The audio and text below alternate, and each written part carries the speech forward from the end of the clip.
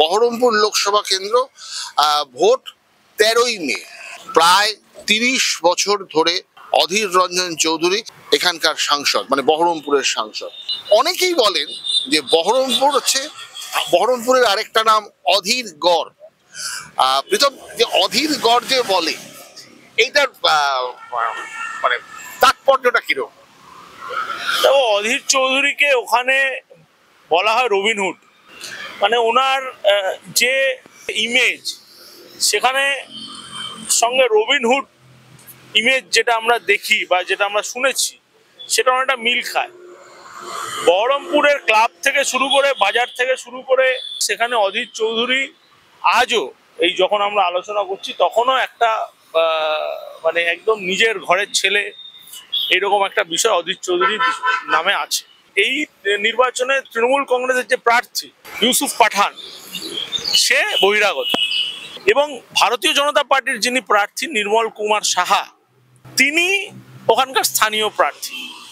কিন্তু সমস্যাটা যেখানে মানে হচ্ছে যে এই ত্রিমুখী লড়াই যেটা হচ্ছে, যে নিশ্চিতভাবেই যে ইউসুফ পাঠানের একটা সারা ভারতবর্ষ জুড়ে একটা তার নাম আছে, তার একটা ভার আছে, কিন্তু অধীর চৌধুরী নামের যে ভার, সেই ভার কিন্তু বহরমপুর লোকসভার ছত্রে ছত্রে ওখানকার মানুষের সঙ্গে আমরা যতটা কথা বলেছি, সেখানে সারা ভারতবর্ষ জুড়ে নরেন্দ্র মোদীর ইসবার 400 পারের প্রায় স্রোত চলছে।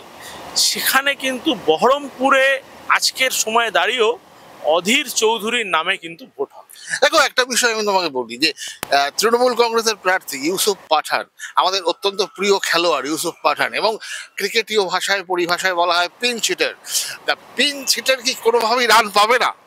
খেলা আর রাজনীতির খেলা, এই দুটো একদম একটা মানে একদম আলাদা দুটো জায়গা।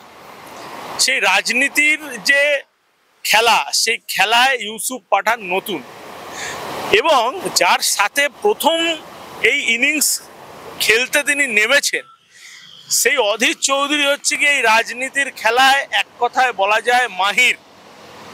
স্বাভাবিকভাবেই ইউসুফ পাঠান তার রাজনৈতিক জীবনের শুরুর এই সময়কালে তাকে একটা বৃহৎ চ্যালেঞ্জের মুখে পড়তে হবে, এটুকু বলতে পারি। মুখ্যমন্ত্রী মাঝে মধ্যেই বলে থাকে খেলা হবে। আচ্ছা, সেই খেলাটা কি খেলা? আমার মনে হয় না যে বহরমপুরে কোনো খেলা হবে। বহরমপুরে ইতিমধ্যেই ওখানকার মানুষ ইউসুফ পাঠানকে দেখতে ভিড় জমাচ্ছেন স্বাভাবিকভাবেই, কিন্তু শেষ হাসিটা বহরমপুরে কিন্তু ওখানে হাসবে অধীর চৌধুরী। এবং শতাংশের বিচারে যদি আমরা প্রত্যেকটা আমাদের যে আলোচনা, সেখানে শতাংশের বিচার আমরা করছি, সেখানে কিন্তু অনেকাংশে এগিয়ে, প্রায় 80% এগিয়ে অধীর রঞ্জন চৌধুরী।